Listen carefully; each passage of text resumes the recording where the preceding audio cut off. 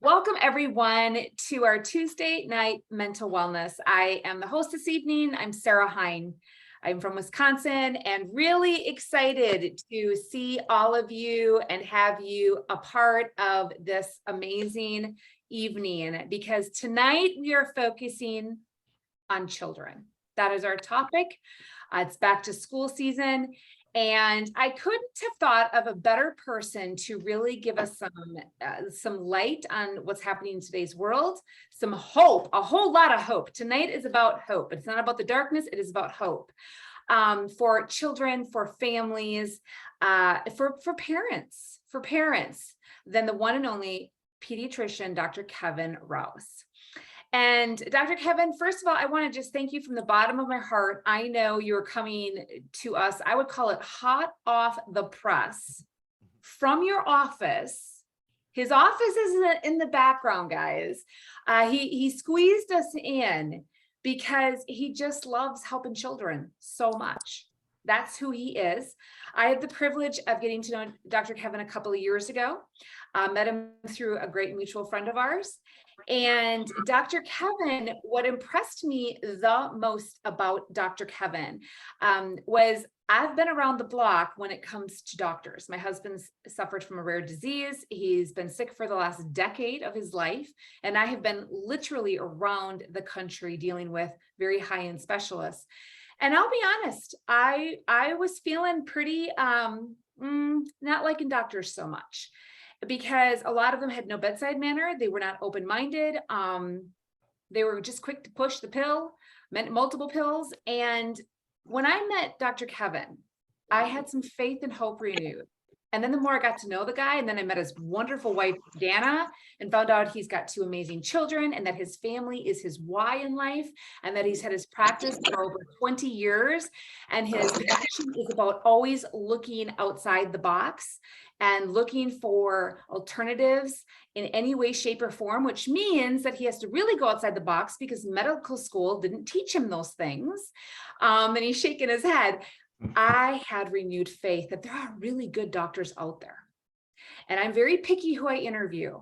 And so the fact that he's on this shows how much faith I have in this incredible man. So Dr. Kevin, thank you for joining us.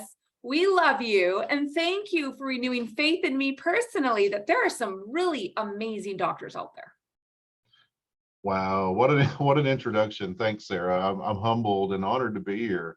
It's always fun talking with you about things. And so, yeah, it's my pleasure. So I'm looking forward to it. Well, and one of the, I think my most favorite thing I love about you, Dr. Kevin, is that you love to dress up as Santa Claus at Christmas time for your kiddos. And when I heard that, I just have to throw that out there. That was like my favorite part of you. I'm like, where were you as a pediatrician when my kids were little? So just had to say that.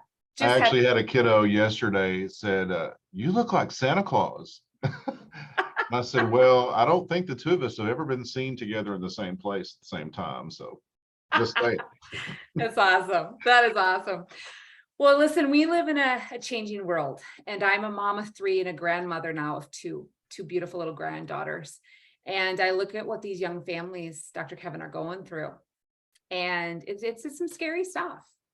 And so tonight's goal is to really shed, first of all, some educational light on what is happening, the changes that are happening, just so that we're aware. And the difference between conventional therapy and more of a holistic approach, and what that looks like. So, you've had your practice, is it over 25 years? Am I saying that correctly? I've been in practice here for just over 21 years. 21 years. Yes. 21 years. What are you seeing in the last couple of years? Are you seeing a change in what children's needs are? Are you not seeing a change? Tell us, talk to us. Absolutely. Well, I've been here in the same practice for 21 years, and no one told me in medical school and residency that there would be so much mental health involved in primary care pediatrics. And I will tell you, it's not just been the last 2 or 3 years. It's pretty much been since I walked out of Arkansas Children's Hospital into private practice. I will tell you that over the last couple of years, it has escalated dramatically. And in a way, that's a lot due to more awareness of mental health and mental wellness, which is a great thing. But then also it's related to lots of stress being put on our kids from all kinds of sources. But yeah, I've seen my practice shift a lot in the last couple of years for sure. You know, I actually Googled some statistics, and one of the things that was shocking to me, absolutely shocking, is the statistic that I'm going to read it off, that 49.5% of adolescents, so children, will have a mental health problem or disorder. 49.5. And as we're approaching this new school year, and I want to make this very clear, it's not just the beginning of the school year. Some parents will be listening to this, Dr. Kevin, 3 months from now, and their kids started school fine, but 3 months in, the stresses have caught up. Some are anxious now, starting. So this is really, honestly, a recording that I think will be listened to over and over and over again, no matter what season we're in, no matter what time we're in. And that is my hope, that whoever listens to this is blessed by this information. It affects every family. And stress, the old saying is, stress for an adult or a child, 8 to 9 out of 10 doctor visits, stress has induced those symptoms. Would you find that that's pretty darn accurate? Oh, absolutely. Yeah.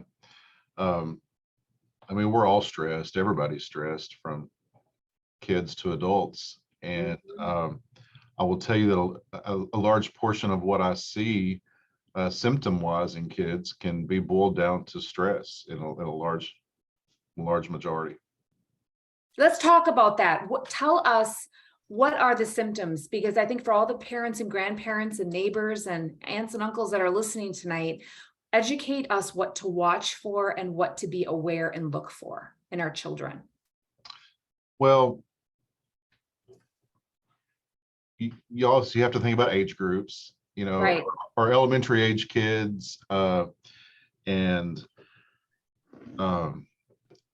see lots of complaints of symptoms such as recurrent headaches, tummy aches, digestive problems, sleeping problems, behavior changes, moodiness.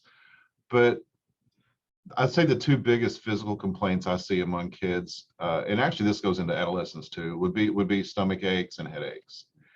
And we will do all kinds of tests and look for causes and try medications and stuff, and it gets a bit frustrating, and you just kind of throw up your hands and say, well, I don't know what's causing all this. And I will say that just in the last 2 or 3 years, it's been a lot easier to have the conversation with families saying, you know what, we've looked for a lot of medical reasons and we just can't find anything, which is a good thing. So I think we need to think that this might be something else, such as something involving our mental wellness, impacting our physical symptoms. So it's been really nice that people are much more aware and open to having those discussions now. Wow, that's awesome. And mental wellness is for all of us, right? It's not just the person struggling. We all have physical health, we all have mental health, and we want to get our mental health to be mentally well. And that is for every adult, that is for every child. And really that's why you fell in love with, solutions to help your patients. Is that accurate? Absolutely. Yeah. So I was looking, oh, I'm sorry. Yeah, go ahead. No, I was just saying, I was, looking for something for myself about 2.5 years ago, was kind of in just the worst shape of my life, physically, mentally, and financially, honestly, but physically and mentally. And I was just looking for something. And through a mutual friend of ours, I was introduced to these holistic options. And I'd never really thought about that before and didn't get trained in it. I've had families ask me over the years, are there any natural solutions, holistic options? And I would be like, well, probably show me what you got and we'll look at it. But now it was so cool to have something to kind of hang my hat on, and something that I've actually used myself and was seeing great results. And then to start being able to recommend that with families, it was just so exciting. And it made visits less daunting for me. Honestly, I used to look at a chart before I went in the room to see why a child was there, and it might be stomach ache. Oh, stomach ache since they were born, like, and they're 10 years old. And I used to dread going in those rooms. I really did. Wow.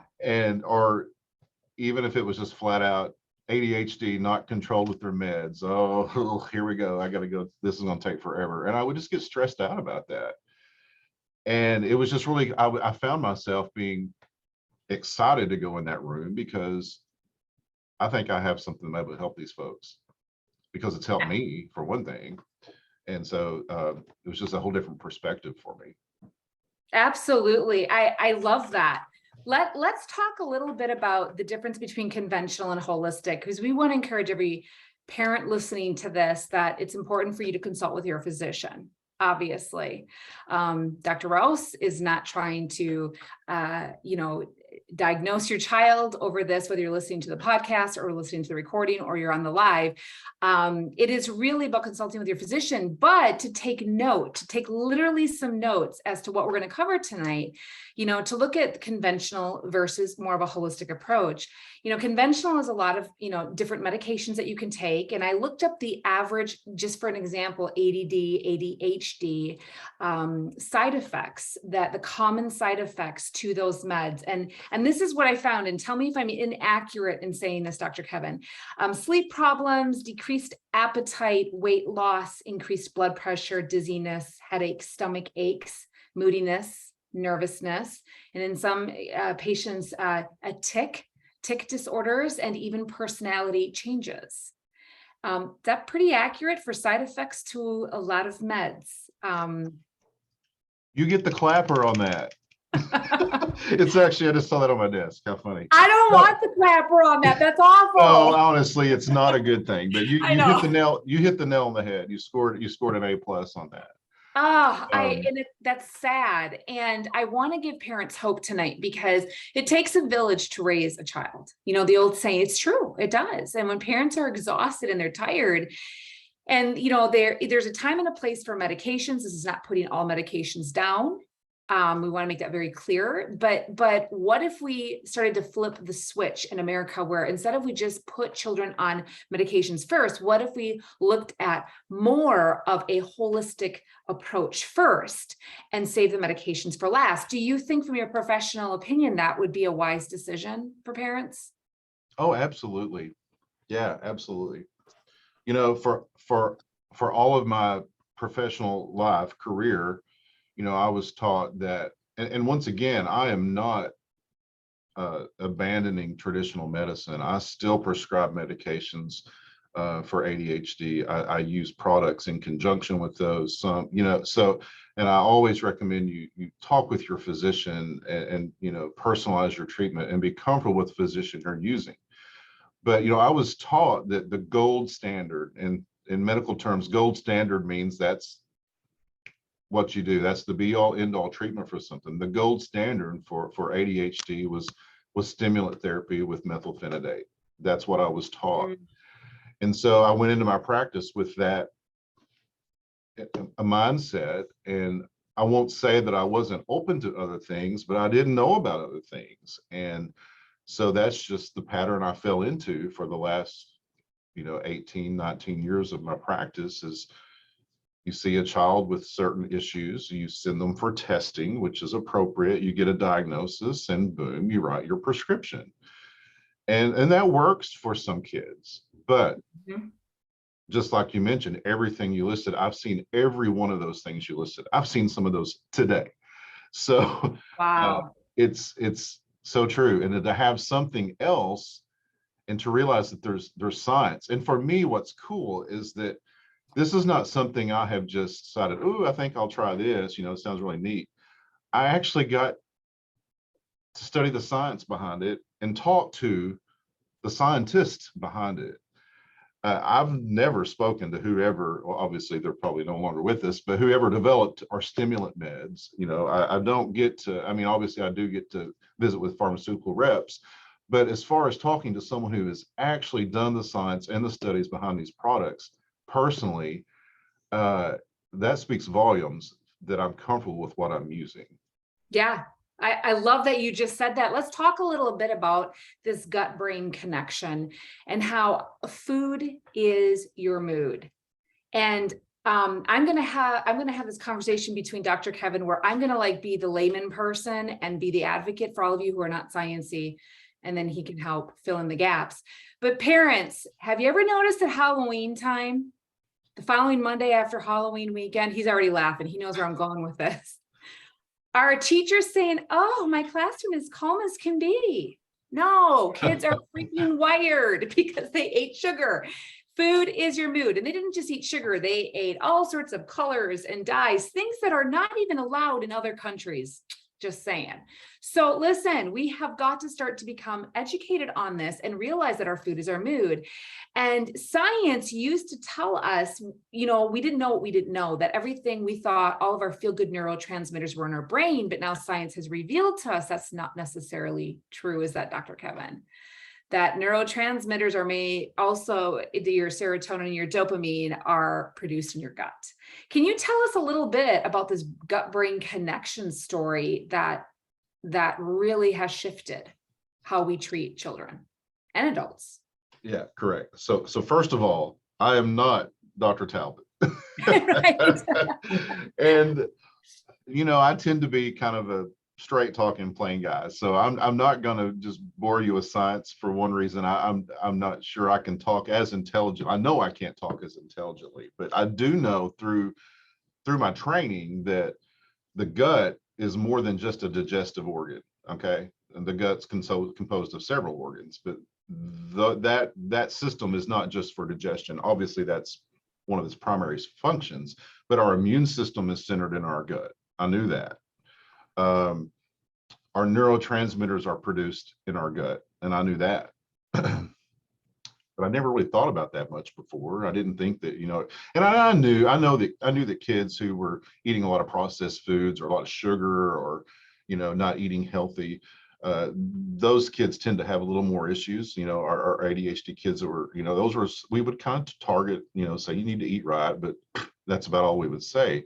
But when you have your neurotransmitters being produced in your gut that communicate with the brain, the things such as norepinephrine, epinephrine, serotonin, dopamine, GABA, all of those neurotransmitters that have specific roles to affect our mood, our focus, our stress response, our resilience, our relaxation, all of those things, when that's all out of whack, then things aren't good. And you throw a medication at that, and most of the time the medication only addresses one of those neurotransmitters, and all the other ones are still out there going crazy. So you got to get a healthy gut. And our society, as of nature, does not have a healthy gut for lots of reasons.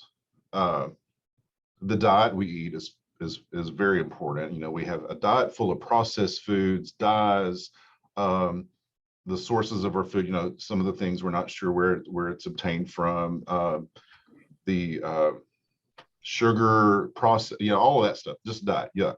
Other things our gut is exposed to is antibiotics, which mess up the whole microbiome, the organism inside our gut that helps produce all of those neurotransmitters. So our antibiotics, stress that we face affects our gut, just so many things. So I'm starting to ramble about that, but I don't know if that's answering your question. Oh my goodness, it's so good. I'm actually glad that you brought up antibiotics, because I think a lot of children that are struggling have been on a previous antibiotic and it has disrupted their gut bacteria so much that now they're having all of these other symptoms that they never maybe had before. And it could even be later on, couldn't it? A couple of months, even a year later, just being on one antibiotic, you know, for a short period of time can really disrupt that gut bacteria. And if it's not replaced for the rest of their life, if it's not replaced correctly. Sure.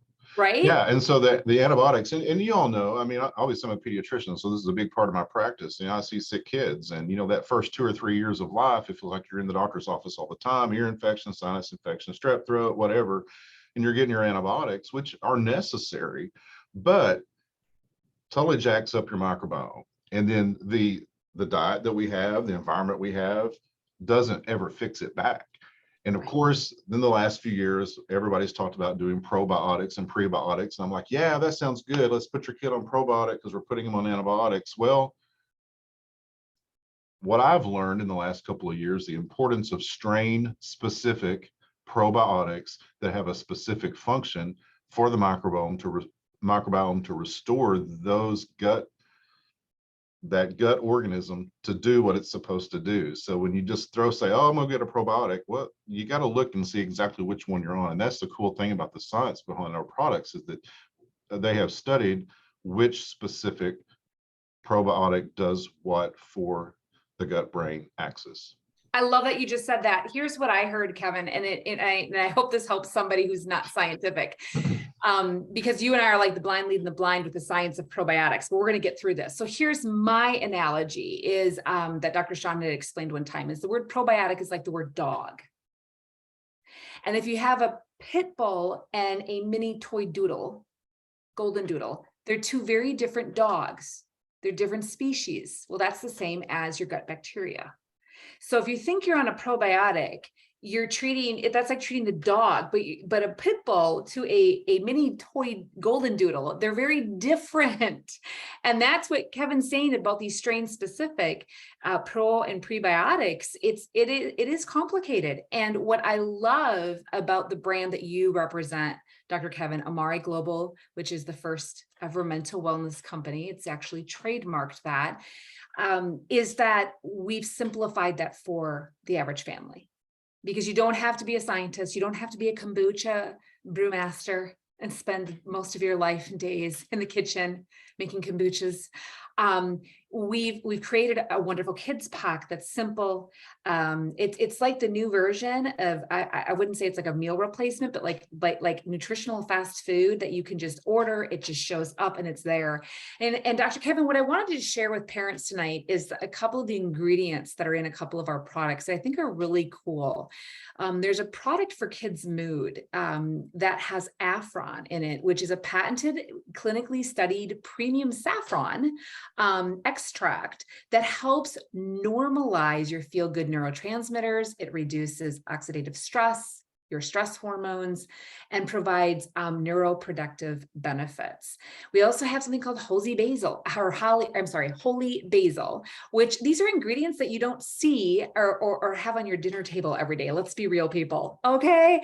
They're just not. And so holy basil provides a calm to your body and mind. It supports resilience to anxious feelings. Rosemary supports mental focus, supports immune system. So they've really done a nice blend of different ingredients that have been used worldwide, often as a first choice of defense for ADD, ADHD, autism, pandas, POCS. I mean, all sorts of things that instead of in the US, we tend to look at it as a last case. So these are some of the nutrients that are in some of the products that you are using with your patients. And can you tell us, what are you noticing in the last couple of years by, implementing this into some of your patients? Tell us, what are you seeing? Yeah, and I've actually, I'm not ashamed to have notes. I think that's pretty, Me too, buddy. Me too. I want you to know what I actually have lots of patients using products, but I've done a few little testimonies, and I mean, if you want me to just tell you about some of these Please. Things? All right. So let me tell you about my very first patient I shared products with. Okay. His name's Sladen. Mom's given me permission to say his first name. He's 7 years old now. He's a twin. They were former premature twins. And Sladen has been the Energizer Bunny since the day he came out. I mean, he is just Mr. Hyperactive. And, he was very hyperactive in preschool, just very difficult to kind of control. But so mom had some testing done at psychology, and he met the criteria for probable ADHD, but he was really young. I mean, he's not ready for, not in kindergarten yet. So they came to see me, and mom is in education herself, and she knew that kindergarten was just not going to go well. He's going to have something. Well, this is before I was familiar with the products. So the something is, you've had your testing, you have your diagnosis, let's do a trial of a stimulant med. He's a little on the younger side. I was a little hesitant to do it, but hey, what else am I going to do? So I started him on some med, and he had some decent results. It helped a little bit, but mom was just stressed out about it because he was so emotional and he wouldn't eat, and he was already a little thing to begin with. So this was 1 month, and then they came back to see me for follow-up. In the meantime, I had been introduced to these products and used them myself, and mom was frustrated. And I said, you know what? I'm learning about something new, and I've looked into it, and would you like to give this a try? And she said, absolutely, let's do it. So we started him on the kids pack and the kids mood and the fundamentals and all that jazz, and he just started doing wonderfully. We were able to reduce his medication. We stopped meds and we did the products, which helped.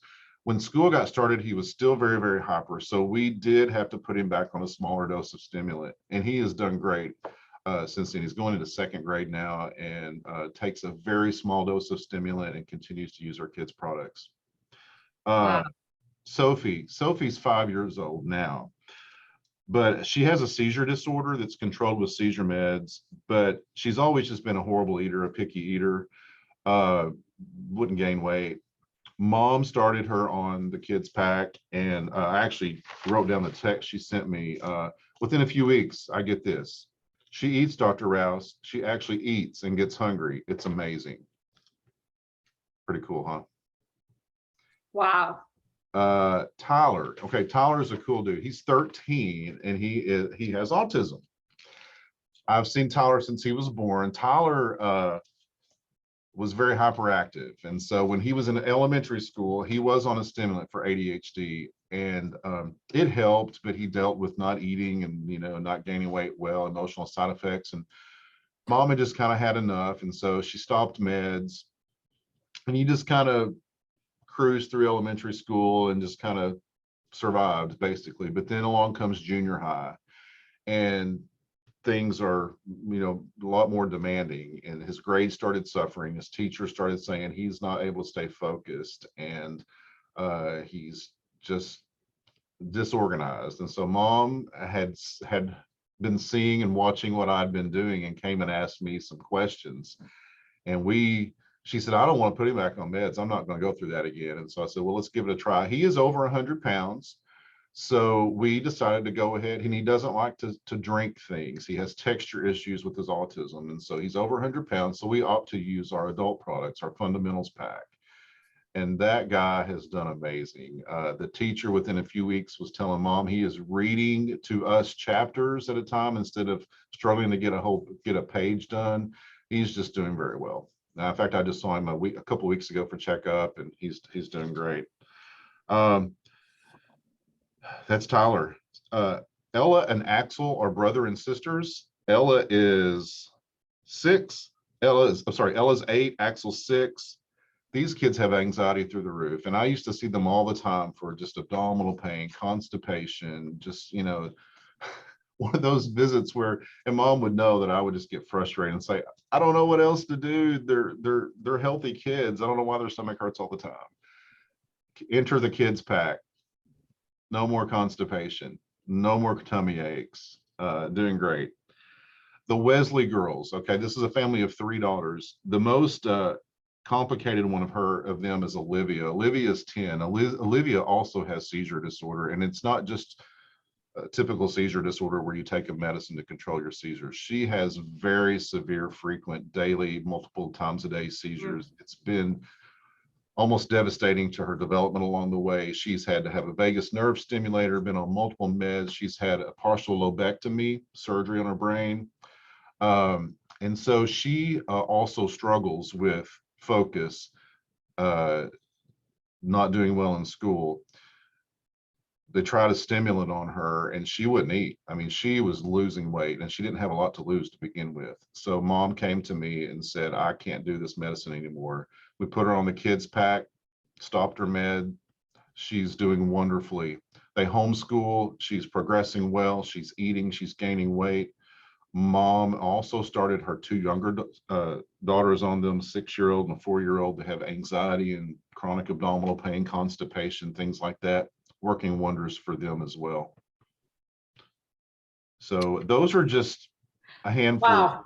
of testimonies I jotted down for you guys. Wow, Kevin, I can see why your job is so fulfilling and also very stressful. You're working with children. And it's God bless you for what you do. Seriously. There's two things I wanted to point out is that this gut-brain connection really affects everyone. Now we're going to specifically talk about children all differently. It just depends on where their weaknesses are in their bodies. So would you say it's accurate that, when you address the gut-brain connection and restore these strain-specific pre and probiotics and these neurotransmitters, that for a child who's autistic or has PANDAS or has POCS or a child, with seizure disorders or ADD or ADHD, it affects them all differently, but it helps those weak areas in their bodies. Would you say that that's what you're seeing in your practice? Because you gave a lot of different examples. Oh, absolutely. It's like so many different things, but a common solution to help all those problems. That's what's pretty cool. Wow. I just got goosebumps. Like I seriously just got goosebumps because that is powerful. And here's why, Dr. Kevin, 5 years ago, I helped pioneer this company. And I remember Dr. Sean Talbot saying that this is going to be a multifactorial approach to a massive missing link. And one day, makes me emotional saying this, one day we're going to hear lots of different stories. And we won't, it's because of all these different strains. And it's so expensive to purchase just one strain. And Amari Global made this affordable for families. And that to me is such a gift because it's not covered through insurances right now. It's just not. And so I think it's amazing. The second thing I want to point out is, a lot of kiddos have sleep issues. I hear all the time that parents are putting their children on melatonin. What's your thoughts on that? Yeah, that's a really good question. And I mean, I myself have recommended melatonin for families because what else are we going to do? It's what we do. And I myself have prescribed meds for kids for sleep against my gut telling me, what am I doing? So what I'm seeing with kids, and I didn't really put that in those testimonies, a lot of these families, their kids are struggling to sleep, and that's a byproduct of all the other issues going on. And we are seeing that this is improving their sleep. So I hear that testimony regularly. It's like, you know what? They're sleeping better too. And another cool thing we have about our company is we actually do have a sleep product. It's not a kid sleep product per se, but it is okay to use in kids. It is not melatonin. It helps your body produce its own melatonin. And kids can take that. They can take a lower dose of that, and it's a capsule, so they can open the capsule if they can't swallow it and put the contents in something. But as far as taking all this melatonin, the more you take of melatonin, the more you're telling your body it doesn't need to make its own. And using an artificial substance that your body can already make on its own, that doesn't make a lot of sense. And I do see adverse effects of melatonin. Mostly in kids, I'll see that they will, excuse me, sometimes have nightmares, significant nightmares. It's disrupting sleep for the whole family. And then just being really tired, groggy the next day. It can help them fall asleep, but they don't tend to stay asleep. So sleep initiation, it can help with that. But then if they're going to sleep, but then within a couple hours, they're up roaming, coming to mom and dad's room, that's not helpful. So, yeah. 100%. Would you say for parents getting ready with their kids now to this new school year, there's, like you said earlier, there's a lot of stress in the world. There's a lot of pressure depending on what age group they're in. Just from peer pressure to school, test. A lot of kids have a hard time taking tests. That was one of my children. To, the sports world has become, everything has become so intense.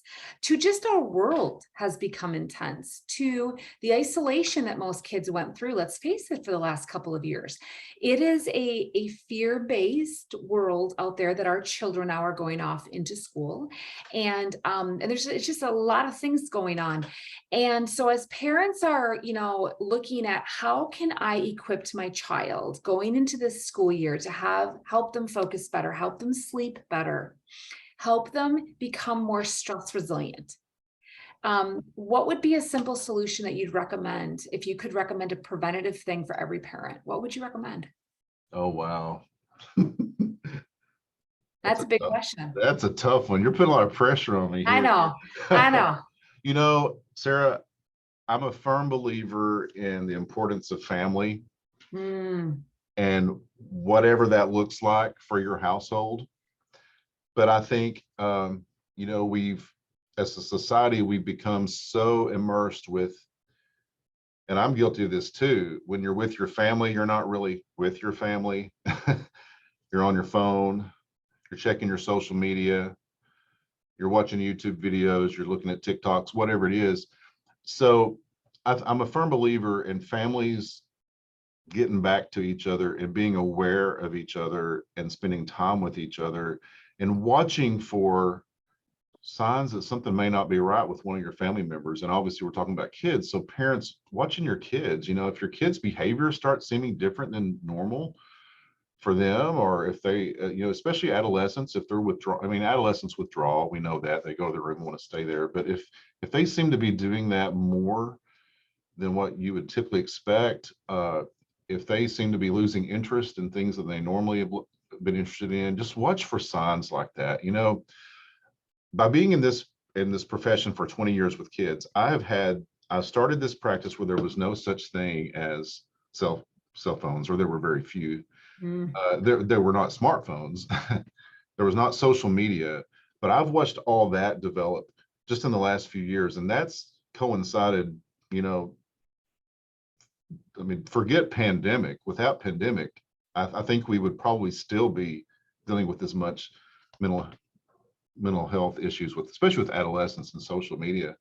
And social media is a good thing. It's one of those neutral things. It can be good, it can be bad, you know. So Right. I'm not Right. trashing that, but I will tell you that when I see adolescents, and adolescents, they will open up to you if you really start listening. And you know, I'll talk to them sometimes about the parents in the room, and I'll hear things like, when I'm asking what's bothering you, well, you know, I just don't fit in, or I haven't found my place, or I'm not included in things, and this friend group is posting they're doing this or that, and I wasn't there. And so it's stuff like that. Mm. So, and once again, I'm starting to ramble, but you know, just be aware, be present with your kids, and just watch for signs and clues of stress in their lives. I love that. I actually love that you gave some real life examples, because that peer pressure of I'm not there on social media. Drop a one in the chat for those of you that are on this live. Any of your kids ever go through that? Because I hear that all the time, and from little ages now, where they're seeing on Snapchat, they're seeing on social media, they're seeing different platforms of something that they may not be on, and that's all, you know, peer pressure can even turn into bullying. I mean, it's there. It's there. So to be preventative, be present, be balanced. And would you say, to give your kids a really strong, like, fighting chance into this next school year, or anytime during the school year, and just life in general, do you feel like the more that you keep your gut and brain health in check, it's going to keep a resiliency, so that when stressors come at them, they're equipped to stay more calm, to not feel anxious, to be able to deal with it better? Would you say that that would be something you'd recommend to parents as a proactive measure? Oh, yes. And I will say resilience is key. And that's one thing I've found for myself. Uh, I mean, junk's going to happen, you know. Right. It's how we respond to it can determine the state of our mental health. And so what I have found personally with supplements that I use and getting my gut brain axis in check, that I'm much more resilient. I mean, some days more than others, obviously, but I'm much more resilient to stressors that come my way. And if we can teach our kids at an early age to do that, it'll save them a world of hurt for making potential poor decisions along the way to cope with the stress that comes to them. I can't agree more. If you could, would you love to see every child that comes into your office on the kids pack to help them build that resiliency? I mean, in all honesty. I would, because I mean, you know, we focus on ADHD, we focus on anxiety, we focus on chronic stomach aches, et cetera, et cetera. But, you know, like I said, as a society, I think we have dysfunctional guts and dysfunctional microbiomes. And I think getting those in check would help us all, and our kids included. I just had this thought, I have to say it, must be a Holy Spirit moment. You know, the old saying is that you're finally gonna take care of yourself or eat right when you're pregnant, or I better watch what I eat now because I just had a heart attack. Parents, stop doing that with your kids. Stop waiting for like, and I'm guilty of this too. We're all guilty of it. So I'm not like putting anyone down, but don't wait for your child to have an autistic or pandas or ADD, ADHD, like a label. Like, let's just all be proactive because they're all going to be under stress. And the healthier the gut-brain connection, Kevin, is it true that that builds immune support, which means would help them during the cold and flu season? Am I accurate in that? Oh, yes, most definitely. Yeah. So a huge preventative is to be present to the school year, to be present. Turn off the phone, set the example, to be balanced, to make sure that we are eating as as healthy as we can, having those cheat moments, but making sure that you're filling in the missing gaps. And for all of you listening out there, if you're like, I wonder if this could help my child, I would encourage you to reach out to the person that sent you this recording, or if you're live, reach out to the person that brought you here and take a look at the brand Amari Global, take a look at the kids pack, what Dr. Kevin is recommending to his patients and what he takes himself. I love, Dr. Kevin, that you also knew that you needed self-care. And that's a reminder to all of you parents out there, that we also have to take a look at us. We have to make sure that we are doing our self-care and taking care of us as well. Kevin, is there any last nuggets that you'd love to leave these parents with? Because you are such a wealth of knowledge and just, you're like a big old teddy bear and a comforter to a lot of parents right now. That's how I'm feeling as a Gigi. I'm like, man, he's just making me feel like we got this. We got this school year. We got it. Oh, me, that's so funny. I did have a kiddo today call me Paw Paw, so I may have that Santa Paw Paw appearance. I'm not a Paw Paw yet, but hopefully I will be before long. You know, one thing I would say too about to parents is if you do choose to go this route with something holistic to approach it, you know, be consistent. Consistency is key. You know, one thing I think in our society, we are so consumed with a quick fix. We want improvements now. We want solutions now. We want, you know, we want to lose 20 pounds in 2 days. We want to lose, you know what I'm getting at. You know, we want a quick fix in society. We are immediate gratification. So consistency is key. You know, your microbiome and your neurotransmitters and all that stuff did not get out of whack, I'm not sure another way to put it, overnight. And so you're not going to fix all that overnight. So I think consistency is key. I did have one family tell me one thing. It said they had been using a kids pack for 2 months, and you know, I was just doing follow-up saying, hey, how's it going? And I thought that mom said it very profoundly. She said, it wasn't until I looked back at where we were 2 months ago compared to where we are today until I realized, you know what, yeah, there's a difference. This is working. So be consistent. And phased benefits, there's phased benefits of our products, and so you stay with them with time, you will continue to see benefits. You know, you may see improvement in certain things at first, and then a few weeks later you realize, oh wait, we're sleeping better. You know, things will roll with time. So just, it takes time to heal a gut. Be consistent, be patient.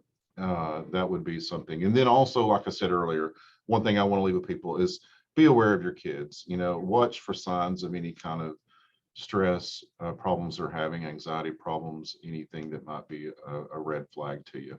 Absolutely, because there are way too many, the topic no one likes to hear, but it's what's happening, way too many adolescent suicides, way too many. And we do, you know, it's the worst case scenario, but we do have to be in tune to that and to pay attention to that. And I love that you suggested both of that and to give it time. You know, it took your body a while and your child's body a while to get to where it's at. And if your child's, bucking you on it, I get that a lot, Dr. Kevin, from parents where my child won't take it, my child won't do it, or they don't like the taste, or which most kids love the taste of our stuff, but you've always got, a couple that will say that. My encouragement to you is like, there are so many things that you can do. Talk to the person that you're working with. Like, don't give up on that, and really be their example. Do it with them. Like, we should all be taking better care of ourselves, and they are watching us. Dr. Kevin, I'd actually had parents where, especially the teenagers or middle school age kids, if they were bucking on them, I would tell the parents, I would coach them through and say, listen, why don't you just take care of you and let your child watch you for a while? And I'm telling you, there is power in that. And usually the parents are like, what? I don't want to do that. I'm like, well, then don't tell your kid to. Like, you be their example. Would you agree with that? Absolutely. And it's kind of like, well, it's kind of, on the airplane, they tell you to put your mask on first before you secure the mask to the person next to you.